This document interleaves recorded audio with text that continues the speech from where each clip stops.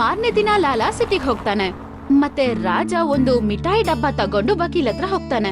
ವಕೀಲ್ ಸಾಹೇಬ್ರೆ, ನಿಮಗೆ ಕಂಗ್ರಾಚುಲೇಷನ್ಸ್ ಮಗು ಆಗಿದ್ದಕ್ಕೆ. ನಾನು ಈ ಸ್ವೀಟಿನ ಡಬ್ಬ ತಕೊಂಡ್ ಬಂದಿದ್ದೀನಿ. ಯಜಮಾನ್ರು ಹೇಳಿದ್ರು ನಿಮಗಿದನ್ ಕೊಡ್ಬೇಕಂತೆ. ನಿಂಗೆ ತಲೆ ಕೆಟ್ಟಿದ್ಯಾ? ಯಾರ್ ಕಳ್ಸಿದ್ದಿನ್ನ? ನಾನು ಲಾಲಾ ಅವ್ರ ಕೆಲ್ಸಗಾರ. ಹಾ, ಲಾಲಾನ್ ಕರ್ಕೊಂಡ್ ಬಾ, ನಂಗೆ ಈಗ್ಲೇ ಮಾತಾಡ್ಬೇಕು.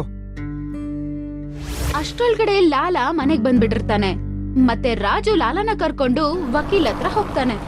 ಹೇಳಿ ವಕೀಲ್ ಸಾಹೇಬ್ರೆ, ಏನ್ ಹೇಳ್ತಾ ಇದ್ರಿ? ಅರೆ ಯಾರ್ ಇವನು? ಇವನಿಗೇನ್ ತಲೆ ಕೆಟ್ಟಿದ್ಯಾ? ನನ್ನ ಮಕ್ಕಳಂತೂ ತುಂಬಾ ದೊಡ್ಡವರಾಗಿದ್ದಾರೆ, ಮತ್ತೆ ಇವನು ಬಂದು ಮಗು ಆಗಿದೆ ಅಂತ ಸ್ವೀಟ್ ಕೊಟ್ಟಿದ್ದಾನೆ. ಅರೆ ವಕೀಲ್ರೆ, ಕ್ಷಮಿಸ್ಬಿಡಿ, ಸಾರಿ. ಇವನಿಗೆ ನಾನು ಕೇಸ್ ವಿನ್ ಆಗಿದ್ದಕ್ಕೆ ಸ್ವೀಟ್ ಕೊಟ್ಟು ಬಾ ಅಂದಿದ್ದೆ, ಆದ್ರೆ ಇವನಿಗೆ ಏನ್ ಕೇಳಿಸ್ತೋ ದೇವ್ರಿಗೆ ಗೊತ್ತು.